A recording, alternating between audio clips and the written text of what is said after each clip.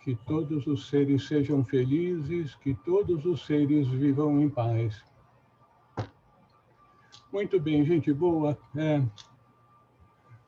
Eu estou vendo que vocês já começaram uma preparação para o discipulado, começando por desenvolver a paciência. E vocês fizeram um excelente exercício, aguardando pacientemente, e agora nós vamos começar. Essa nossa reunião, ao reestudá-la, eu senti que ela me lembrava aquela música maravilhosa, Bolero de Ravel. Eu adoro o Bolero de Ravel, mas eu procuro não ouvir, porque se eu ouvir uma vez, vai ficar tocando na minha cabeça o resto do dia, o mesmo tema com pequenas variações. Essa nossa reunião aqui, nós teremos orientações para discípulos dada por diferentes instrutores, mas que, no fundo, enfatizam 3 pontos principais. Eu não vou dizer quais são esses 3 pontos principais, mas eu gostaria que vocês prestassem atenção à medida que nós formos passando, porque sempre a gente procura guardar o principal, aquilo que é a essência do assunto. Então, vamos começar. Orientações para discípulos. Por um discípulo iniciado, pode ser um arhat, com 4 iniciações. Então, está dando instruções para um discípulo por esse iniciado. Sugiro que você agora está devidamente preparado para experimentação adicional com o yoga. Lembre-se, meu caro aluno, que todas as atividades iógicas, em suas adaptações pessoais, são verdadeiramente experimentais. Todos nós, sem exceção, estamos passando por fases de desdobramento iógico que, quando realizadas, nos levarão a áreas e graus mais amplos de consciência. O instrutor está alertando o discípulo, que é um discípulo avançado, que as práticas que estão sendo usadas por esse discípulo avançado, yoga. Agora, essa palavra yoga abrange toda uma série de práticas. Não é simplesmente Hatha Yoga ou Raja Yoga. São uma série de práticas e a gente não sabe especificamente qual é a prática ou as práticas que o instrutor está mencionando. Mas ele diz que todas as adaptações que vão sendo feitas, aí você, que adaptações? À medida que a gente vai progredindo, a gente vai se dando conta que precisa fazer pequenas adaptações, acrescentar mais um mantra ou uma determinação, uma enfatização, não importa o que, todos nós sabemos que a gente vai fazendo adaptações. Então, ele fala, essas adaptações são verdadeiramente experimentais.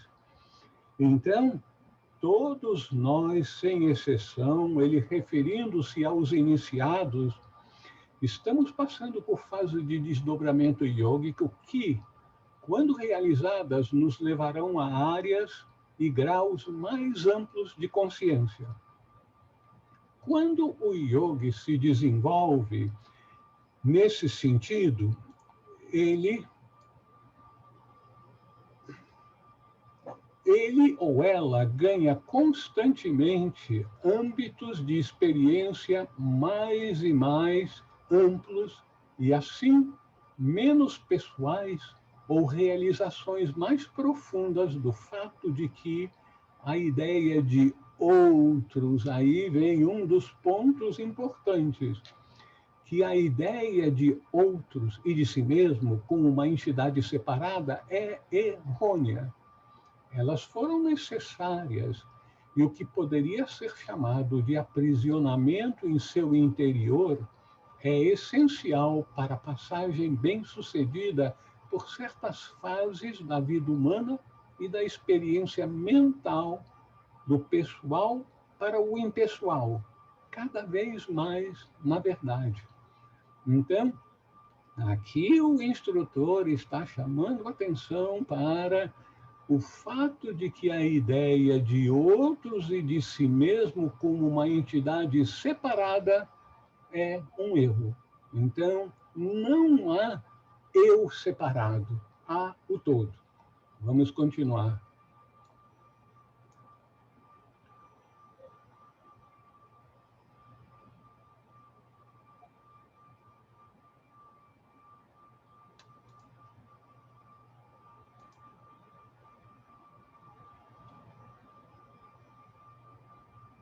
Desculpe, um momentinho, sim.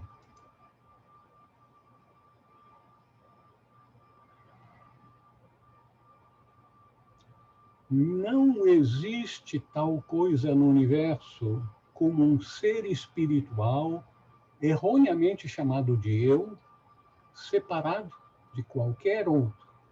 Tal entidade não existe, pois só existe uma vasta entidade unitária, o uma unidade, mas não separada, porque não existe nada mais em existência da qual ser separado. Como todos os raios do Sol e outras radiações físicas e superfísicas emanando do Sol, cada raio humano, mônada ou ego, como você preferir, é uma parte indivisível do Sol ou da fonte. Então, cada raio humano, cada um de nós, quer pensemos como mônada, como o raio humano não manifestado, mas manifestado por meio de Atma ou o ego, o eu superior, é uma parte indivisível do todo, do Sol ou da nossa fonte. Aquilo que na tradição cristã chamam de Deus. Pense a esse respeito na quietude de sua mente e quando você se prepara para meditar sobre essa verdade maravilhosa, que somente existe o um e que não há nenhum outro em parte alguma, então afirme em sua consciência meditativa e procure sempre saber: eu sou aquele um que tudo abrange, aquilo eu sou. Então, isso aí é uma recomendação que está sendo feita a um estudante avançado, ou seja, a todos nós nesse grupo, que somos estudantes avançados. Então, vamos procurar sempre, em nossas meditações e nossas práticas espirituais, ao longo do dia, quando nós quisermos fazer uma pequena introspecção e nos conectarmos com o alto, a gente pode, e é sugerido que repita: eu sou aquele um que tudo abrange, aquilo eu sou. Não sei se vocês se lembram daquela passagem do Antigo Testamento: assim como pensas, assim és. Então, assim como nós pensamos, aqui então, o nosso instrutor está dizendo: eu sou aquele um que tudo abrange, aquilo eu sou. Ao repetirmos durante a nossa meditação, ao final dela, durante o dia, isso aí vai ficando cada vez mais firme em nossa mente e vai substituindo os condicionamentos que nós criamos ao longo da vida, que eu sou Raul, eu sou Lília, eu sou Douglas, e assim por diante. Não. Nós usamos o nosso corpo, a nossa personalidade, Raul, Lília, Douglas, mas nós não somos o nosso ser exterior. O nosso ser que é visto pelos outros é o instrumento que nós utilizamos no mundo para a manifestação daquele que está aprisionado dentro desses nossos veículos de manifestação. Nós desejamos agora, os mestres, desejamos agora que você acrescente em sua experiência iógica, no sentido da palavra que dei acima, ou seja, sem desejar complicar sua meditação, deixe espaço, cada vez mais espaço, para a experiência da unidade, afirmando: eu sou aquele aquilo sou eu. Por que toda essa insistência? Porque na tradição cristã fala-se muito no reino dos céus. Na tradição iógica fala-se muito no samadhi. Os místicos falam de êxtase. E ainda, além disso, nós temos a possibilidade de uma experiência muito especial, que são as famosas experiências de quase morte.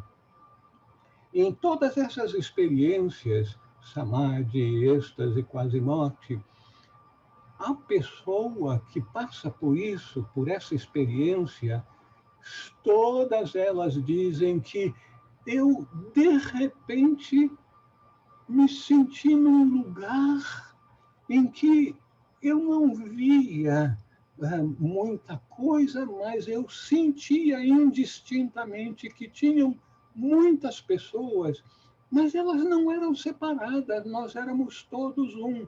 Era uma maravilha aquela unidade. Que amor, que paz, que êxtase que eu estava passando naquele estado de consciência. Estado de consciência. Reino do céu, êxtase, tudo é um estado de consciência. Então, o nosso instrutor agora diz que reserve cada vez mais espaço para a experiência da unidade. Então, usarmos agora a nossa mente para expandir a consciência para mais cedo ou mais tarde, e quanto mais fizermos, mais cedo será essa experiência da unidade. Existem aspectos da vida e do trabalho da fraternidade dos adeptos que ainda são desconhecidos por você.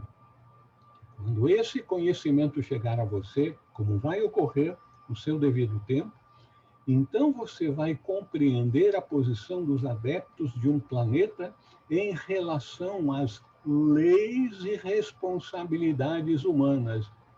As leis e as responsabilidades humanas. Com relação a essas, você pode ficar inteiramente seguro que cada adepto sempre contribui para o bem-estar da vida humana no globo. Apesar disso, não ser reconhecido em termos técnicos e legais. Além disso, os adeptos nada recebem da comunidade. São contribuidores constantes.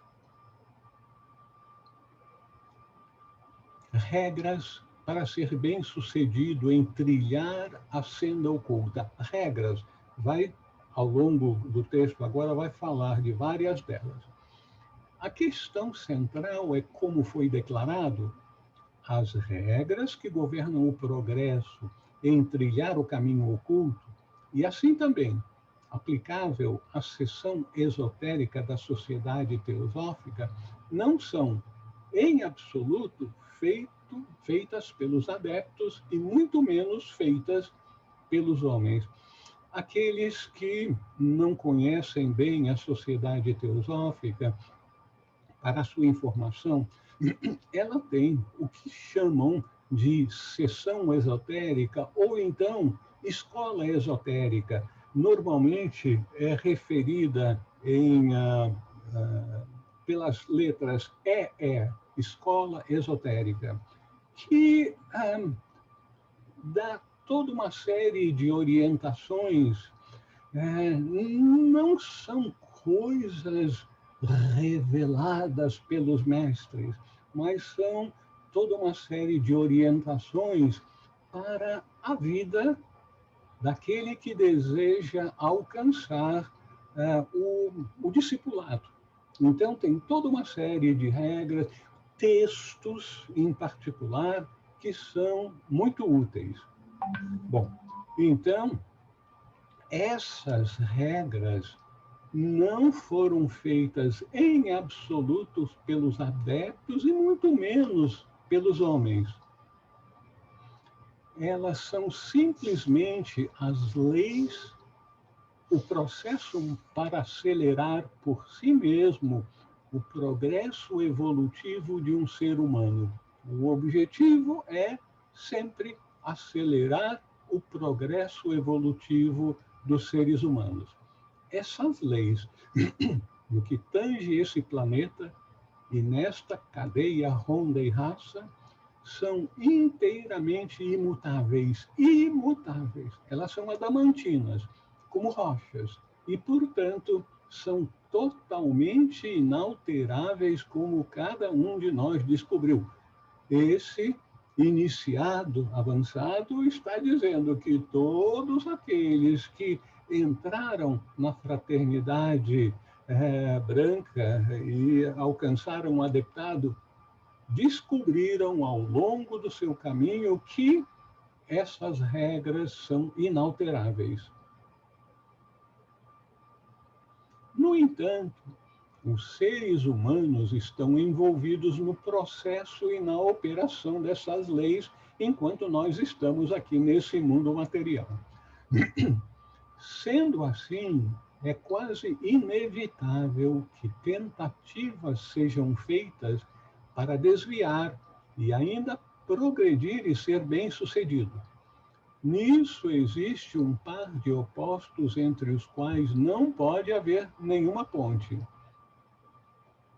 Essa base é imutável e pode ser descrita como o único motivo permissível para a grande tarefa. Ou seja, qual é essa grande tarefa? Acelerar sua própria evolução para promover cada vez mais a evolução de tudo mais, da vida e de suas expressões em cada reino da natureza e de todos os seres.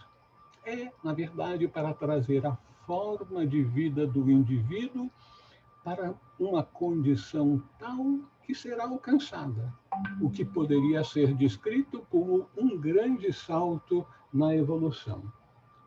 Então, aqui, todo o esforço das regras, dos ensinamentos, da ajuda dos mestres estão voltadas para acelerar a evolução de cada um desses discípulos, vamos dizer assim. Já estamos no nível do discipulado, então vamos falar, não mais aspirantes, mas nós, discípulos, então, estamos buscando acelerar a nossa evolução para nos tornar capazes de ajudar na evolução do resto da manifestação, do resto do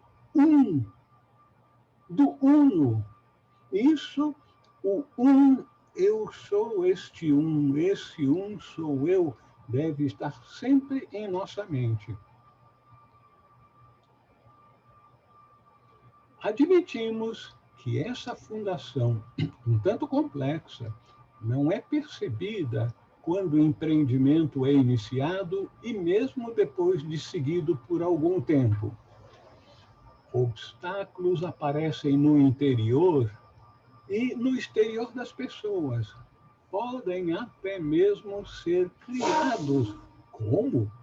Criar obstáculos? Sim, como um teste.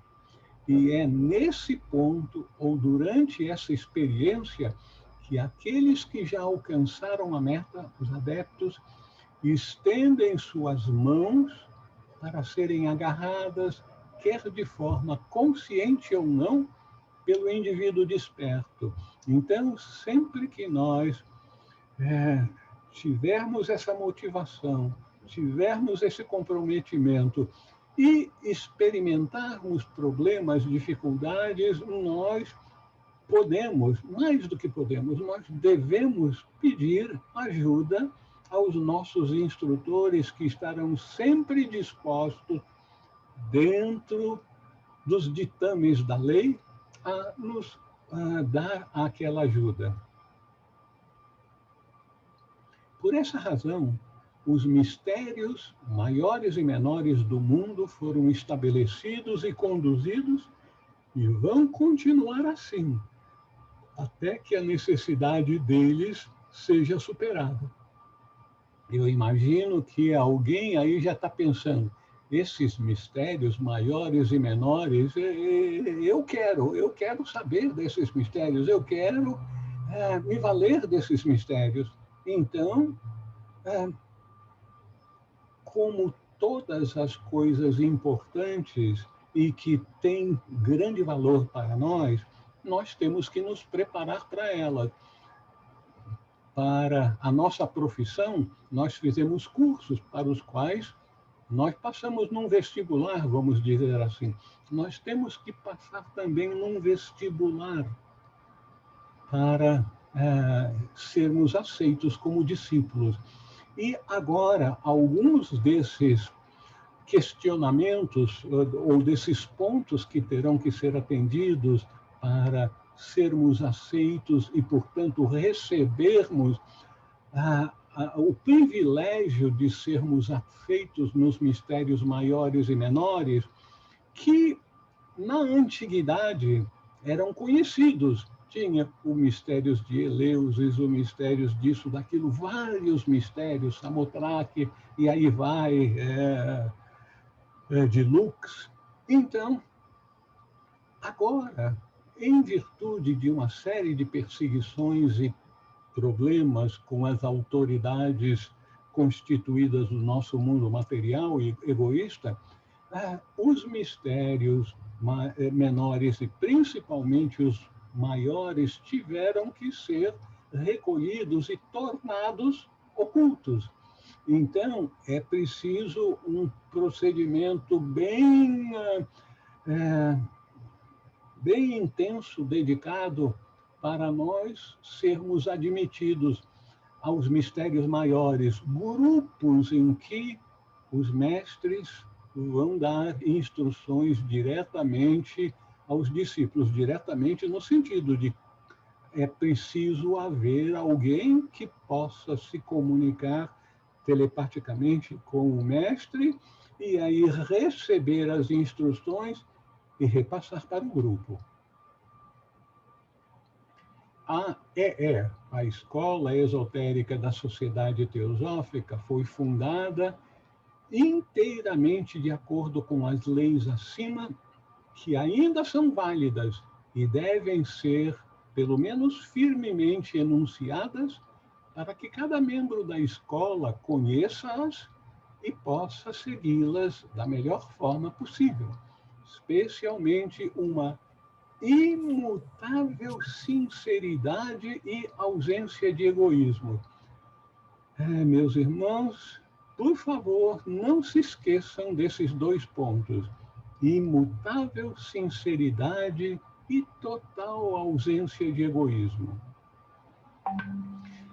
Eu aproveito o ensejo para indicar para vocês que a escola esotérica da Sociedade Teosófica não é o único instrumento disponível para aqueles que desejam acelerar o seu processo evolutivo.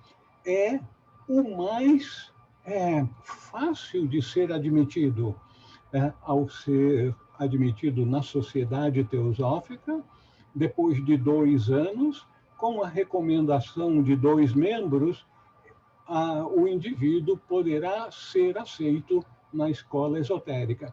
Mas existem grupos, muitos grupos esotéricos, em que é necessário uma série de condições para eles serem estabelecidos, mas são inteiramente velados, não são divulgados, não se sabe quais são os membros, onde é que eles se reúnem, o que fazem, o que aprendem, nada. Tudo é extremamente oculto, como é o ensinamento oculto. Além disso, deveria ser claro que o aspirante quase que certamente será tentado, de muitas maneiras, a quebrar, em particular, a última regra mencionada de ausência de egoísmo. Como é difícil isso no nosso mundo, com os condicionamentos que nós recebemos desde tenra infância. Nós temos profundamente em nosso inconsciente que nós somos seres separados e que nós devemos buscar por todos os meios possíveis que não sejam diretamente ilegais o benefício próprio. Então, isso é egoísmo. Então, o que o nosso instrutor diz, nós devemos desenvolver a consciência, pelo menos o conhecimento de que nós fazemos parte do grande da vida una, do sem segundo, e também que nós temos que desenvolver o altruísmo, ou, portanto, a ausência de egoísmo.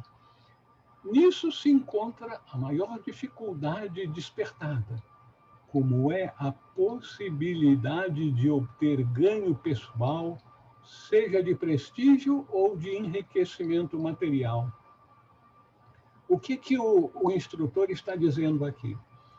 Talvez a gente não consiga captar todas as implicações do que ele está falando.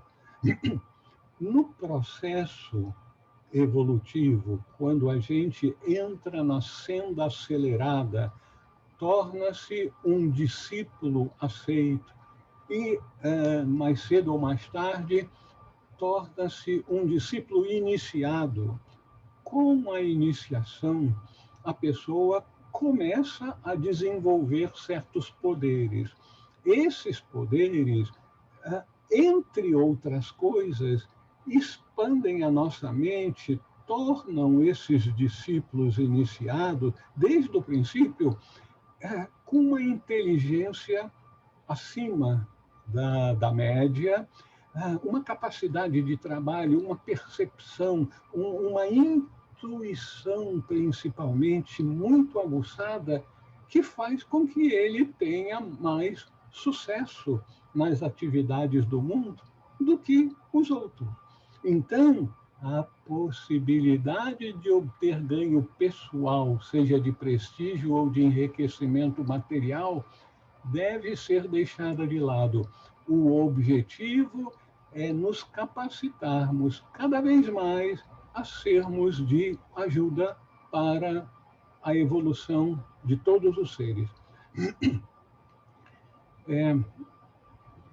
Vamos imaginar que todos nós somos altamente altruístas, sensíveis com o sofrimento dos outros, e aí, como nós verificamos em alguns acidentes que as pessoas se machucam, doenças, isso, aquilo, que para ajudar o outro a gente tem que ter capacitação. Então, muitas pessoas sentem-se tocadas em querer ajudar os outros, então vão estudar para serem médicos. Nós estamos sendo chamados para nos capacitarmos a nos tornarmos médicos de almas, não do corpo, mas da alma. Então, é por isso que tem todas essas indicações e alertas aqui, o que nós devemos estar cientes nesse processo que nós estamos entrando. Esse é o que poderia ser chamado de calcanhar de Aquiles de cada herói potencial.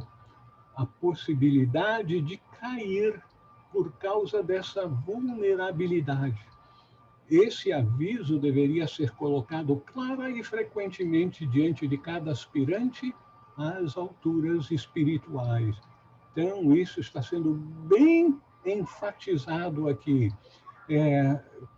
Termos um coração aberto para ajudar nas pessoas que estão sofrendo e na nossa capacitação crescente para atuar de forma bem-sucedida no mundo, estarmos sempre com uma atitude altruísta e não egoísta. O que eu levo nisso? Não é a atitude dando que se recebe, que se fala muito entre os políticos. Não.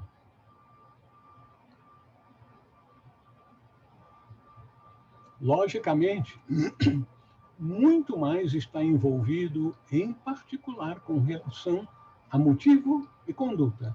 E isso também tem sido apresentado de forma óbvia em numerosas publicações desde tempos imemoriais. Então, o motivo e a conduta com bastante detalhes a respeito do que nós devemos procurar desenvolver. Ao terminar a instrução daquele iniciado, ao terminar, que seja lembrado que quanto mais exaltada e óbvia a posição que o indivíduo alcança ou função no mundo, maior o perigo de ser tentado e, infelizmente, de uma queda. Volta e meia, a gente lê na imprensa que um instrutor espiritual, padre, pastor, guru, acaba caindo na tentação, depois que descobrem que ele cobrava isso e pegava aquele dinheiro para proveito próprio, se aproveitava de muitas mulheres que estavam muito interessadas nos ensinamentos e acabavam buscando relacionamento sexual com elas, cair na tentação. A tentação sempre vai ocorrer e vai depender de cada um de nós de sermos capazes e teremos que desenvolver essa força interior de superar a tentação.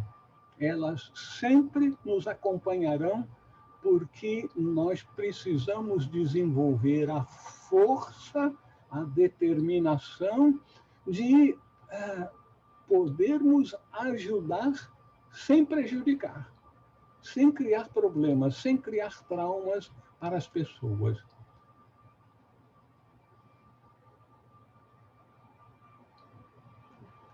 A escada de ouro que foi apresentada ao mundo por Helena Petrovna Blavatsky. Vida limpa, mente aberta, coração puro, intelecto ardente, clara percepção espiritual, afeto fraternal para com seu condiscípulo, presteza para dar e receber conselho e instrução, leal senso de dever para com o instrutor, Pronta obediência aos preceitos da verdade, uma vez que nela pusemos nossa confiança e cremos que o instrutor a possui, a verdade. Corajoso suportar das injustiças pessoais, porém destemida declaração de princípios, valente defesa daqueles que são injustamente atacados. Quando nós somos atacados, corajoso suportar das injustiças pessoais, porém valente defesa daqueles que são injustamente atacados. E mira constante no ideal de progresso e perfeição humanos que a ciência secreta revela. Esta é a escada de ouro, cujos degraus pode o aspirante galgar até o templo da sabedoria divina. É uma certa escola esotérica, conhecida de alguns, começa todas as suas reuniões repetindo os preceitos, os ensinamentos da escada de ouro. Mestre Polidoro Cissurenos agora passando uma mensagem através de Geoffrey Hodgson. Essa é a resposta à pergunta: como pode ser encontrada a entrada para o Templo dos Mistérios? E aí, a resposta é estar pronto, realmente pronto, para ajudar seus companheiros seres humanos a desenvolver as paramitas, trilhar o nobre caminho óctuplo e subir a escada de ouro. Dar até mesmo o primeiro passo pode levar a pessoa até a porta, ou seja, a dedicar-se a servir os outros.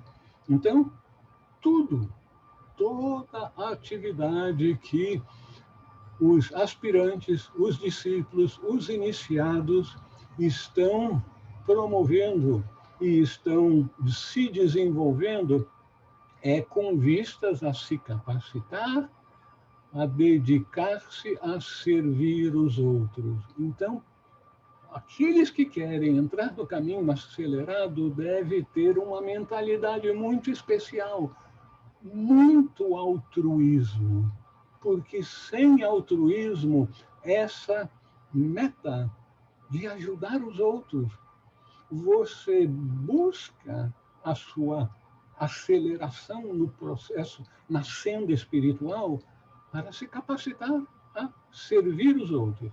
Então, aqui, talvez nem todos saibam o que são as paramitas. As paramitas são as...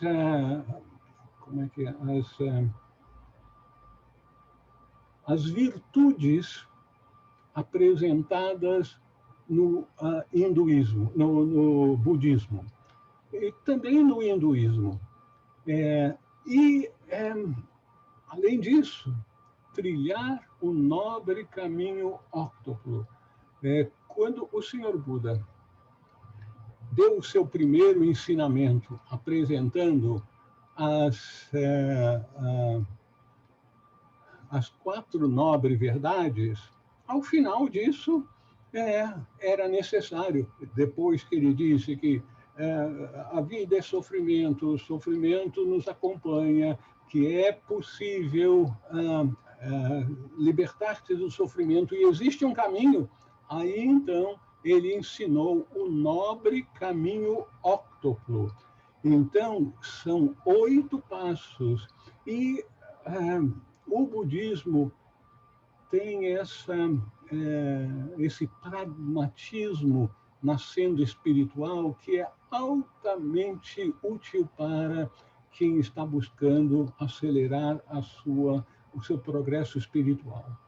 E, finalmente, a escada de ouro, que também são instruções espirituais que foram trazidas por Blavatsky, provavelmente sob a orientação de seu principal mestre, o mestre Moria, que vai nos dar alguma instrução aqui daqui a pouquinho.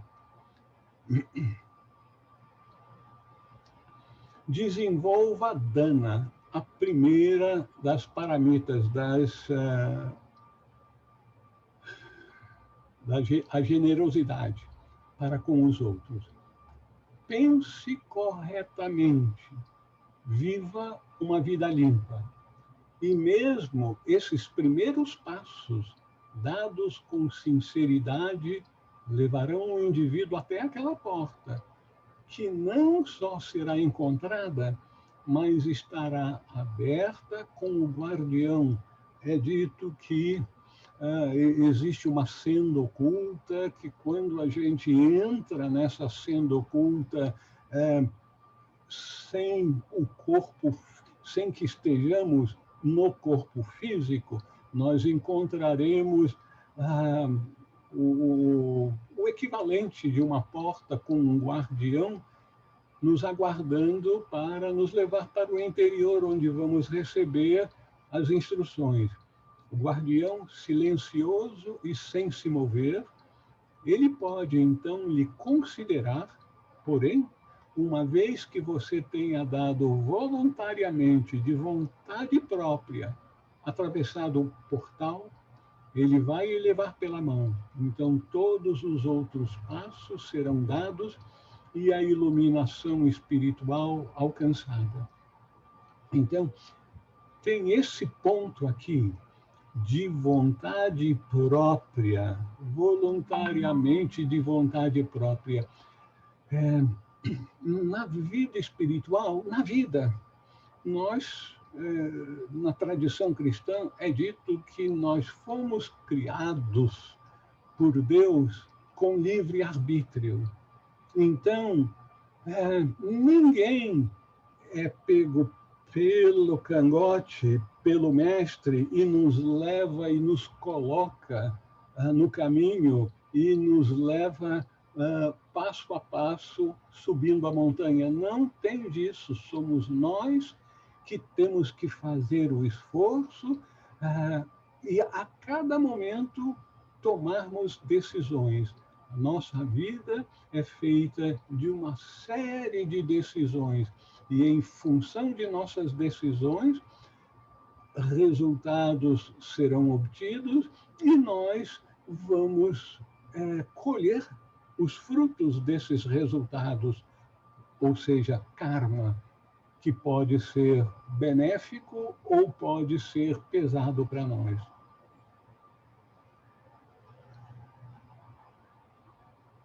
Caminho do discipulado apresentado pelo mestre Moria. O caminho para o discipulado é, na verdade, uma escada. Quem sabe a escada de ouro?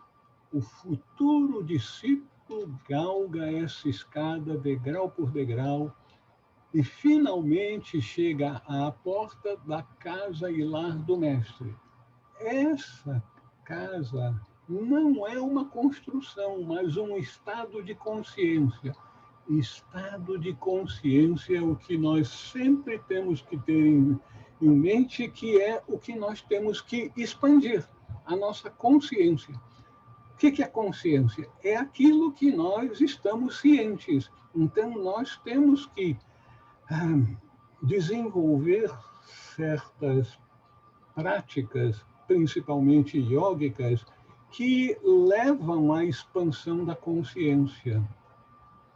Então, é um estado de consciência consistindo principalmente da total ausência de egoísmo, felicidade resultante das nossas decisões e ações, chegando em certas ocasiões à bem-aventurança, a habilidade para resolver todos os problemas como se fosse instintivamente, e para conhecer a verdade desde o mais mundano, o átomo, mamma mia, até o mais sublime, a fonte suprema de tudo, a suprema divindade fora e dentro dele, ou seja, o ser uno.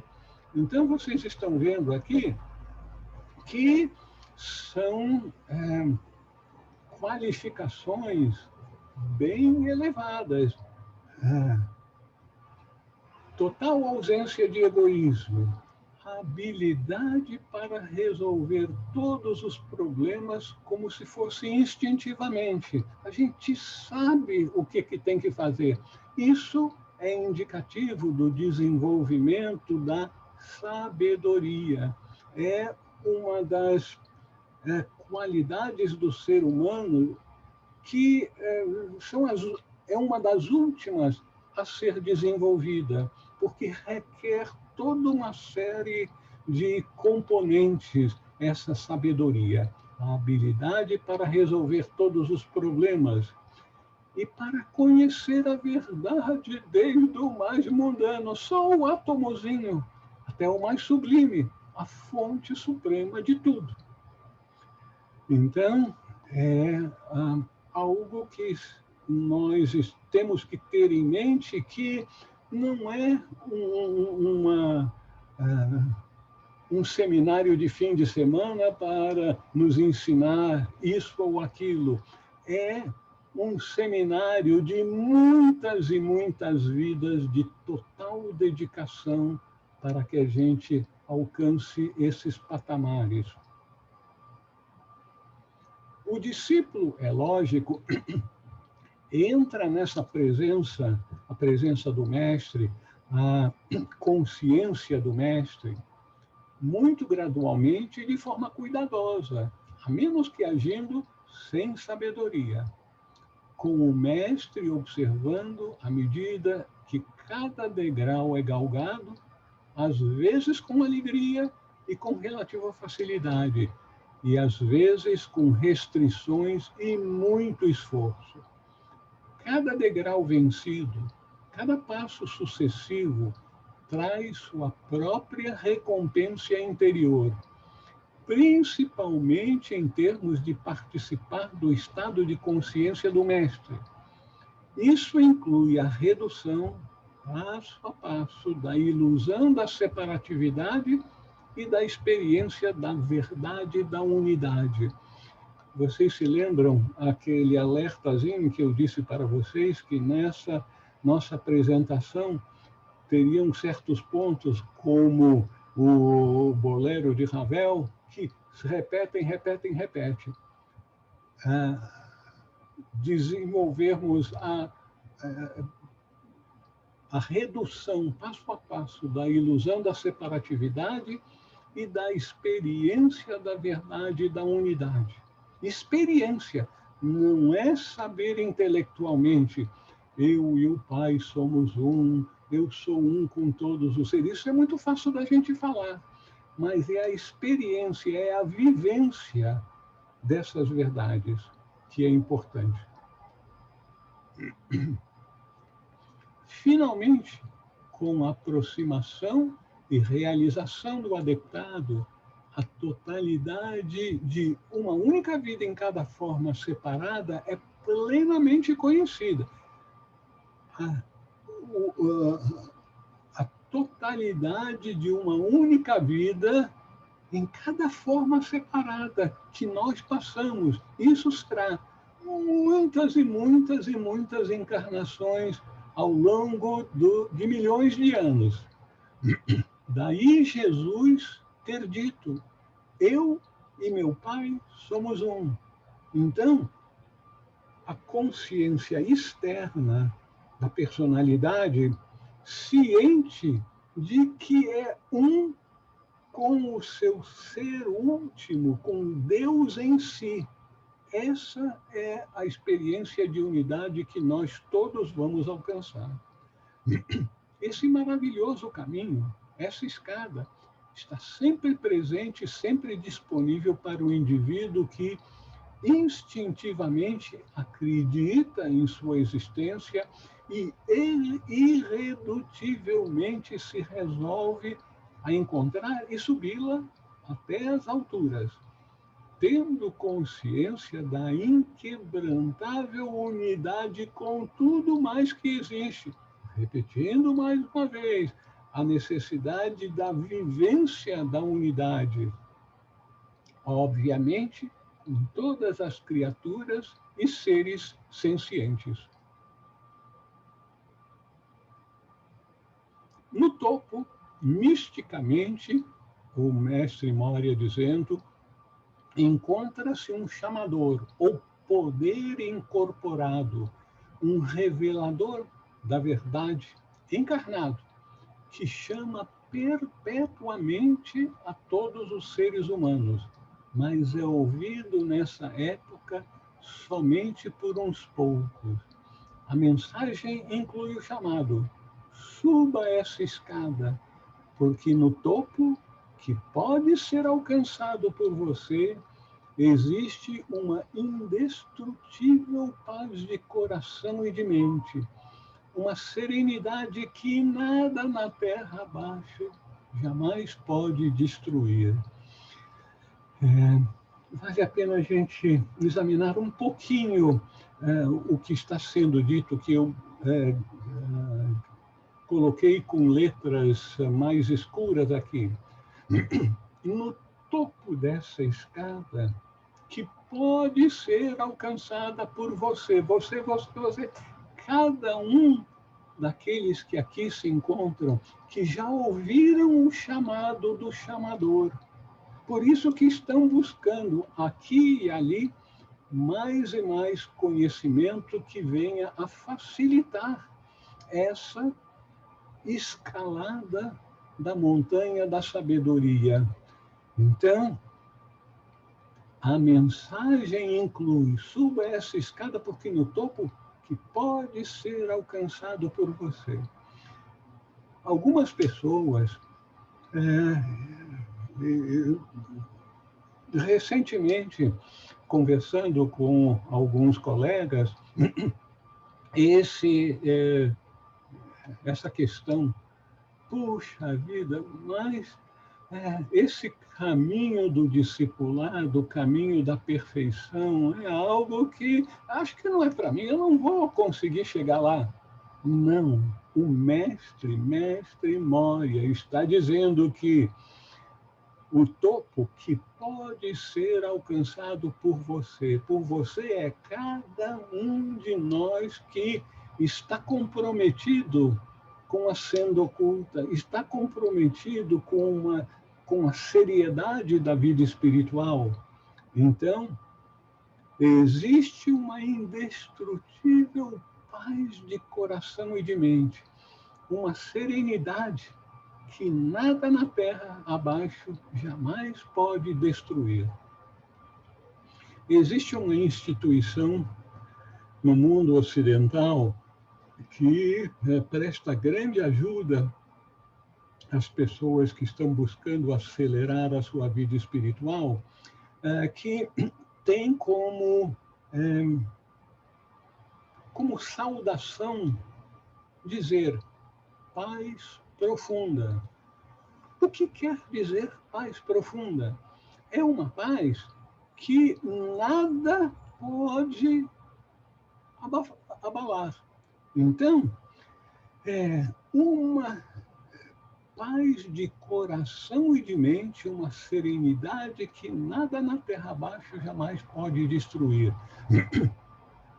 Nós todos sabemos, com todo o nosso comprometimento com vida espiritual, que seguidamente uma coisinha, um evento, uma situação tira a nossa tranquilidade, a gente fica irritado e às vezes diz algumas palavras que não deveria dizer se tivesse total controle de si. Então, nós não temos ainda essa paz profunda e nós precisamos alcançar essa paz profunda.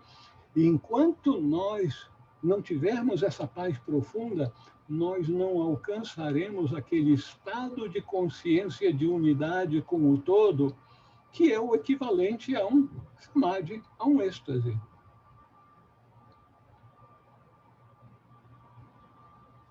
Suba então, porque existe um corrimão, isso é bom saber, um corrimão do qual você pode se valer sempre que a ajuda for necessária, especialmente quando você sentir o perigo de cair nas profundezas abaixo ou faltar a coragem necessária para alcançar as alturas. Como o chamador está sempre lá e sempre chamando, ninguém se aventura na grande ascensão na solidão, pois a ajuda requerida está sempre disponível.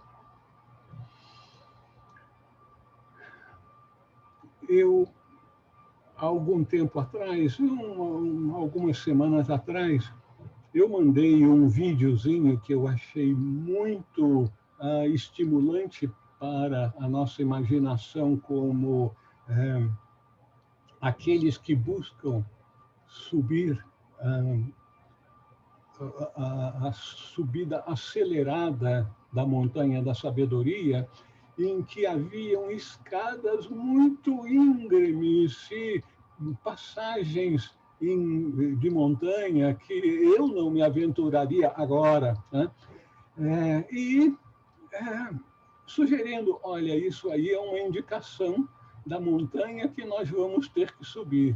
E nessa brincadeira, algumas outras pessoas com quem eu estava falando, na brincadeira também disse, eu não aguento isso não, eu tenho vertigem, não quero subir essa escada.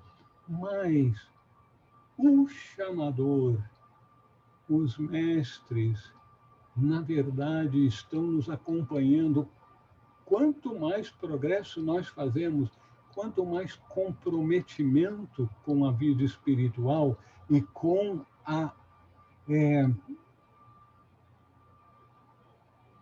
o comprometimento com a ajuda dos outros, altruísmo em nossa mente e coração o tempo todo, a gente vai sendo capaz de subir e subir, e aí nós vamos sentir essa ajuda que está sempre à nossa disposição.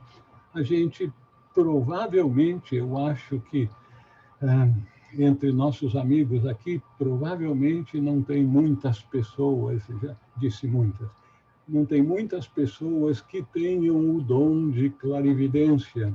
Então, nós não vamos ver aqueles que nos ajudam, mas nós vamos sentir essa ajuda. Ele fala de um perigo que ameaça fazer ruir todo o empreendimento, ainda que somente de forma temporária. Esse perigo é, numa palavra, o egoísmo, que nós já falamos várias vezes aqui nessa reunião de hoje, no sentido de um desejo pessoal de se beneficiar em algum aspecto da vida humana com o sucesso. Portanto, o chamado avisa desde o primeiro passo, na verdade, antes mesmo dele ser dado, elimine de forma total e completa todo traço de desejo por ganho pessoal de qualquer espécie. Isso aqui, assim, deve ficar claro para todo aquele que almeja seguir o caminho ocultista do desenvolvimento acelerado. Preencha todo o seu ser, cada átomo de seu coração e de sua mente com uma ideia, um ideal, o bem de tudo o que existe. E, obviamente, em especial, de todos que podem, porventura, sofrer e que, na verdade, estão sofrendo. Essa é a grande salvaguarda, a única salvação por meio da qual a grande ascensão interior pode ser efetuada com sucesso. Porém, podem ocorrer fracassos, mas todos são temporários, já que a alma do alpinista potencial esotérico sabe perfeitamente bem que todo senso de individualidade é uma ilusão, e todo desejo de ganho pessoal nasce da cegueira, da ignorância, enquanto a grande meta pode ser descrita como a consciência da completa unidade. A grande meta pode ser descrita como a consciência da completa unidade.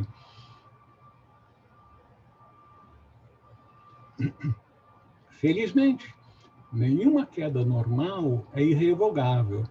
A recuperação e a aspiração renovadas pelo cume são sempre alcançadas, provavelmente compelem o alpinista, que daí em diante supera todo o egoísmo, e para quem a virtude da ausência de egoísmo não é assumida, mas nasce do interior. Não é uma coisa para inglês ver. Vamos fazer de conta que eu sou um bom artista, vão achar que eu estou totalmente dedicado. Não funciona, porque os grandes seres veem dentro de nós, veem a nossa mente, os nossos pensamentos, os nossos sentimentos. Então, a nossa vibração. Eles sabem a uma grande distância em que estágio espiritual nós estamos. Então, nenhuma queda normal é irrevogável, a recuperação e a aspiração renovadas pelos cumes são sempre alcançadas, provavelmente compelem o alpinista, que daí em diante supera todo o egoísmo. E para quem a virtude de ausência de egoísmo não é assumida, mas nasce do interior. Em outras palavras, tal é a imemorial escada de ouro. Pode-se dizer, em conclusão, que uma atividade ideal pode ser empreendida e ela é procurar, encontrar e estender a mão em ajuda para outros, nos quais também pode nascer o anseio pelas alturas. Então, é isso que todos nós temos que buscar fazer.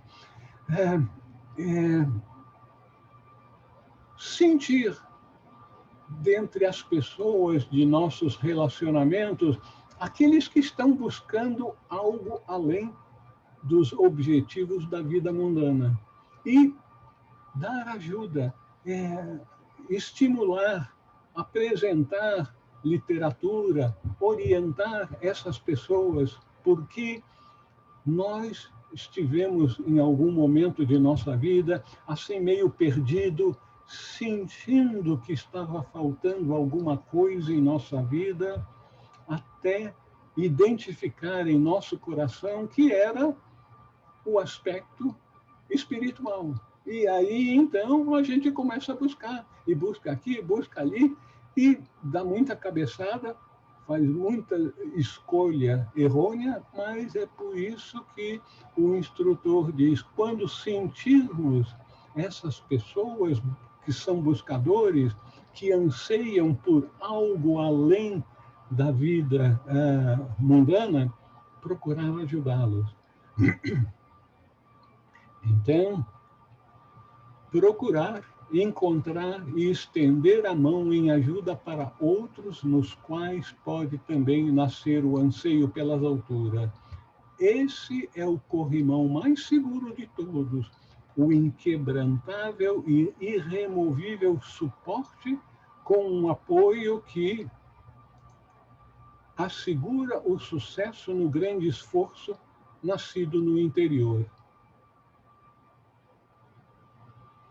Ajuda invisível. Certos princípios são fundamentais para o sucesso de todos os empreendimentos ocultos, dentre os quais a convicção, pois não existe o menor grau de prova objetiva de alguma atividade nesse sentido oculto que nós estamos buscando. Então, nós temos que ter uma convicção interior, aquilo que nas tradições religiosas chamam de fé, aquela convicção interior. Eu não vi, mas eu sinto, eu sei. Me explica por quê? Eu não sei explicar, mas eu sinto, eu sei que é assim. Que o homem não é exclusivamente um ser físico, mas que é construído de veículos suprafísicos nos quais habita, compostos das substâncias de que consistem os mundos suprafísicos e onde ele é consciente em diferentes graus.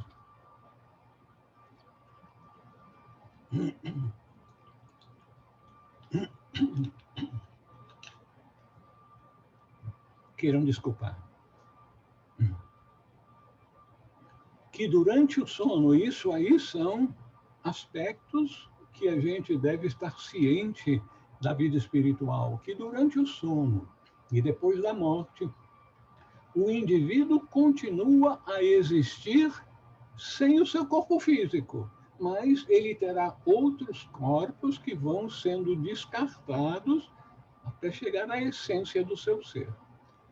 O indivíduo continua a existir, a ser consciente, a sofrer e a ser feliz, dependendo da natureza e do karma. Que, portanto, ajuda benéfica é necessária num ou nos dois casos. Isso é, durante o sono e depois da morte.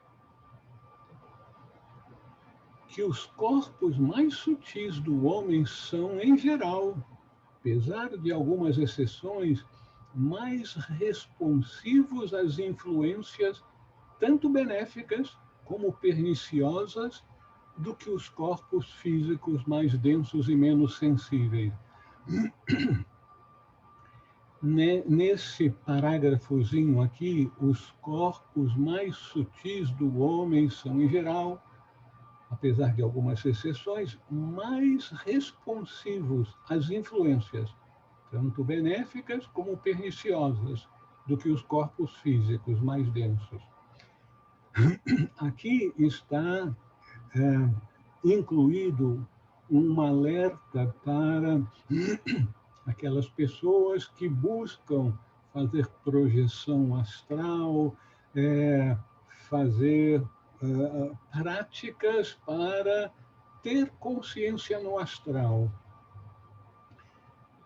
O astral é como o nosso, o planeta que nós conhecemos, a vida no mundo exterior que nós conhecemos. Tem coisas muito boas e coisas que não são tão boas. Tem seres maravilhosos e tem seres maléficos. Então, a não ser que você, eu diria que cada um de nós, sendo sensato, se for fazer uma viagem para um lugar que ele não conhece, nunca esteve lá, apesar de ter algum mapa, algum livro de turismo sobre aquele lugar, deve ser cauteloso se ele não conhece. O astral é esse lugar que nós não conhecemos, aonde tem muitos perigos, além de coisas muito boas. Então, cautela com viagens astrais. Que existe a possibilidade ou o fato de que auxiliares suficientemente eficientes possam ser realmente muito úteis para todos que estão sofrendo em seus veículos e vidas suprafísicas. Então, existe a possibilidade de termos auxiliares para nos ajudar nesses mundos em que nós não conhecemos diretamente, enquanto dormimos e após a morte. O auxílio invisível, como mencionado acima, tem uma denominação apropriada e não só é muito desejável, como pode ser extremamente efetivo. Portanto, se existir uma convicção sobre o que foi descrito acima, qualquer ser vivo pode tanto ajudar como prejudicar as pessoas que estão dormindo ou mortas, pois todos somos cidadãos do mundo. O sucesso nesse procedimento depende da existência, como parte do caráter inato do possível auxiliar da qualidade da compaixão. Compaixão. A pessoa realmente deve se importar com o bem-estar, a proteção e a cura de todos os seres sencientes. Sem essa qualidade, o pleno sucesso não é provável, ainda que uma atividade puramente intelectual possa ser de ajuda. Eu aproveito para dizer que existe uma literatura a respeito dos auxiliares invisíveis. Nesse livro, Luz do Santuário, o Diário Oculto de Geoffrey Hodgson, do qual muita coisa do que está sendo apresentada foi retirado, Geoffrey Hodgson fala sobre auxiliares invisíveis, que são as pessoas que são treinadas para ajudar no astral durante o sono, tendo sido preparadas para isso. Então, verifiquem se vocês estariam interessados, antes de dormir todas as noites, pedir para o seu instrutor, Divino Mestre, que eu possa ser protegido durante o meu sono e, se possível, trabalhar como um auxiliar invisível e receber as instruções que eu necessito no meu atual estágio da senda. Dizer isso de coração, antes de dormir todas as noites, pode ser de grande ajuda para nós, dependendo do nosso altruísmo, decisão, blá, blá, blá. A ajuda invisível é levada a cabo por meio do poder do pensamento, só do pensamento. Se, por exemplo, sabemos que alguém que morreu em profunda tristeza, será benéfico conversar com aquela pessoa sobre o assunto e as fontes da felicidade e, mentalmente, inundar seus corpos e consciência astromental com pensamentos fortemente concentrados de êxtase, bem-aventurança, felicidade e serenidade. Quando realizados de forma persistente por um período suficiente de tempo, esse remédio tem a garantia do sucesso. Algumas pessoas podem ter achado estranho. Uai, se, por exemplo, sabemos de alguém que morreu em profunda tristeza, será benéfico conversar com aquela pessoa? Uai, se ela morreu, como é que nós vamos conversar com ela? Aí, preste bem atenção no que vem abaixo. E conversar sobre o assunto e as fontes da felicidade e mentalmente inundar os seus corpos e consciência astromental. Não é mais o corpo físico, mas é o corpo astral mental, que tendem a se unir no trabalho, tanto no mundo material como no mundo astral, com pensamentos fortemente concentrados e assim por diante. Se uma pessoa morre com medo por causa da natureza aterrorizante da morte, então, no seu devido tempo, a ajuda será bem sucedida por meio da conversa e de uma poderosa inundação de toda a aura com o poder do pensamento, sempre o poder do pensamento calmante que instila paz e segurança. Se pessoas estão tristes porque a separação de um ou mais seres amados é tido como final, então o fato da reunião com pessoas vivas durante seu sono e esforços especiais para trazer uma consciência suficientemente plena disso, podem dissipar a maior parte, se não todo, o senso de perda. No caso de condições psicológicas, beirando a patologias profundas de atitudes anormais ou de excessiva complacência, o que talvez poderia ser chamado de uma operação espiritual, tem que ser realizada. Isso consiste na remoção na mente da natureza do desejo e da aura, de uma área da substância superfísica por meio da qual a complacência ou hábito se expressa naquele nível.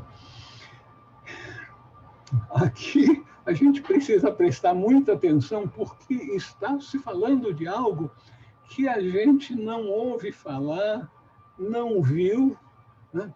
E que é possível operações espirituais com o poder da mente. Mas tem que ser uma mente educada, treinada, preparada, que é possível ser feito por aqueles que se comprometem a esse tipo de trabalho. Essa é uma parte delicada da ajuda invisível, mas ainda assim, o instrumento é o poder do pensamento, que também deve ser tão afiado ou agudo como o bisturi de um cirurgião. Para isso, como no treinamento físico na medicina, orientação e prática sob observação são necessárias. Felizmente, ambas estão sempre disponíveis para aqueles que atendem às condições abaixo. Convicção e compaixão, outra vez, os mesmos requisitos. Isso nos leva à existência de grupos com líderes voltados para ajuda invisível e instrutores avançados e diretores, sempre disponíveis para aqueles que profundamente interessados nesses procedimentos. Esses são os discípulos dos adeptos e os próprios mestres de sabedoria. Eu adianto para vocês algo que talvez possa ser novidade para alguns, que Geoffrey Hodgson tinha um desses grupos de ajuda invisível, e ele era um desses curadores, e ele ajudou um membro da Sociedade Teosófica quando ele, Geoffrey Hodgson, era vivo, ou seja, mais de 35 anos atrás. Essa pessoa quis ir rápido demais, experimentou certas práticas para despertar a Kundalini. Despertar a Kundalini não é um bicho de 7 cabeças, mas controlar a Kundalini, sim, é um bicho de 7 cabeças, que precisa de muito treinamento, orientação e tudo isso. E essa pessoa surtou. Então, um outro amigo dele escreveu para Geoffrey Hodgson na Nova Zelândia, do Brasil para a Nova Zelândia, e Geoffrey Hodgson, após receber a carta, veio numa noite aqui no Brasil, enquanto a pessoa estava dormindo, e fez esse tipo de operação, e ela recuperou o seu equilíbrio. Então, isso é possível. E é preciso, obviamente, que haja interesse e muita compaixão no coração dessas pessoas para ajudar os outros dia e noite.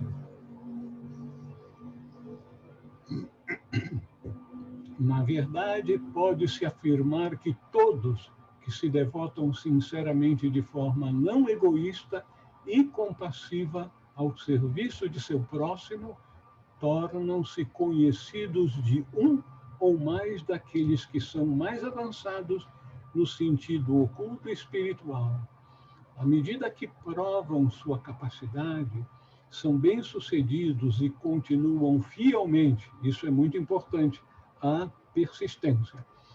Eles, por sua vez, tornam-se guias, filósofos e amigos de outros, procurando ajudar e a curar. Muitas pessoas, quando começam a se interessar pela senda espiritual, pelo ocultismo, poxa vida, eu não conheço nenhum iniciado, como é que o mestre vai saber que eu estou interessado e vai procurar me ajudar? O mestre sabe, conhece todo mundo, os quase 8 bilhões de seres vivos em nosso planeta, pela nossa aura, pela nossa vibração, nossa luz. Eles identificam quando a nossa luz está começando a brilhar e são relativamente poucos em comparação com esses quase 8 bilhões de almas no nosso planeta e imediatamente passam a prestar atenção, provavelmente enviando algum dos seus discípulos naquela região para travar conhecimento com a pessoa e procurar ajudá-la. Então, se nós estivermos fazendo progresso na senda, estivermos verdadeiramente dedicados, podem ter certeza que tem algum mestre, algum auto-iniciado que está lhe observando e verificando de que maneiras você pode ser ajudado. O adepto é uma encarnação da ordem, daí a importância de desenvolver um crescente, forte instinto natural naquela direção, da ordem, bem como o estabelecimento e prática pelos seres humanos de uma compaixão supersensível. Essas e outras virtudes especiais são indicações da aproximação crescente do adeptado. Cada iniciado e cada adepto, isso aqui é muito importante, deve ser vegetariano. E foi assim durante o período de sua realização, dos iniciados e adeptos que alcançaram aqueles níveis. Essa é uma das grandes leis da vida oculta. Se não fosse assim, a natureza pecaminosa da crueldade para com os seres humanos e os animais nunca iria terminar. Crueldade voluntária e deliberada é sempre um crime, e um dos maiores crimes.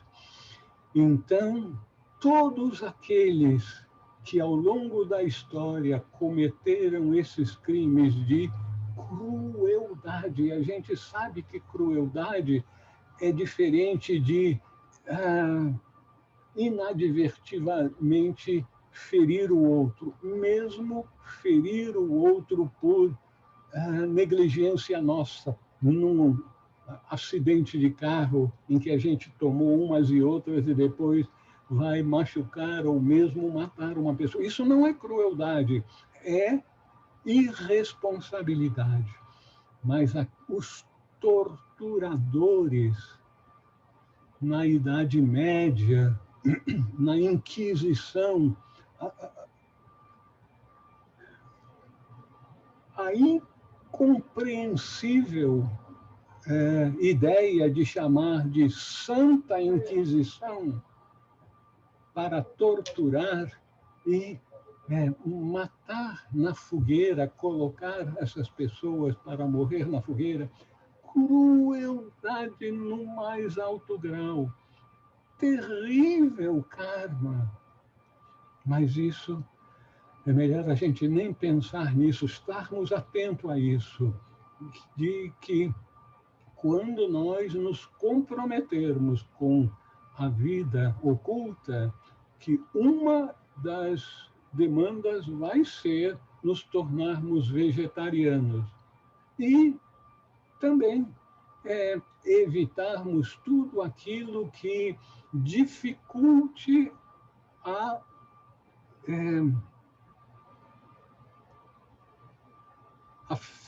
focalização da mente naquilo que a gente quer trabalhar ou quer tornar-se consciente. Portanto, bebidas alcoólicas e drogas que fazem com que a mente fique relaxada e perca a consciência. Isso deve ser evitado terminantemente. Uma das qualidades absolutamente essenciais que torna possível a recepção correta e plenamente consciente do ensinamento de um mestre por aquele que a recebe é uma reverência natural, inata para com o adepto que comunica, na verdade, para com todos os membros adeptos da grande fraternidade branca em nossa terra.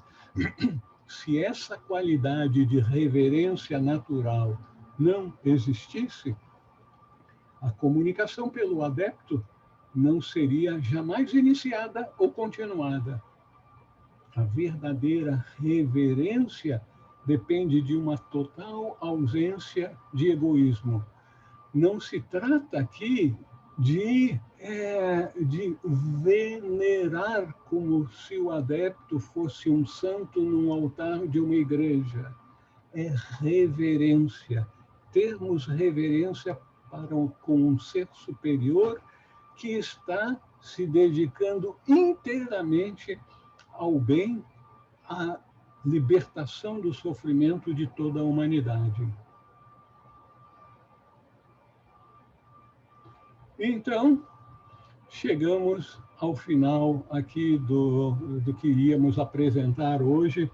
Infelizmente, passamos da nossa hora em virtude das dificuldades técnicas iniciais que nós tivemos, e eu vou interromper o compartilhamento para que todos aqueles que, porventura, queiram fazer uma perguntinha bem curta, possam fazê-lo.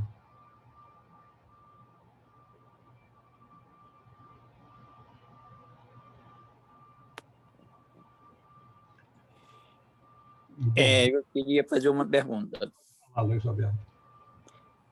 É o seguinte, quando eu estudei algumas linhas de, vamos dizer assim, correntes espiritualistas, eu comecei a descobrir que tinha um método de dar uma certa segurança no meu trabalho, e seria ver os antigos adeptos das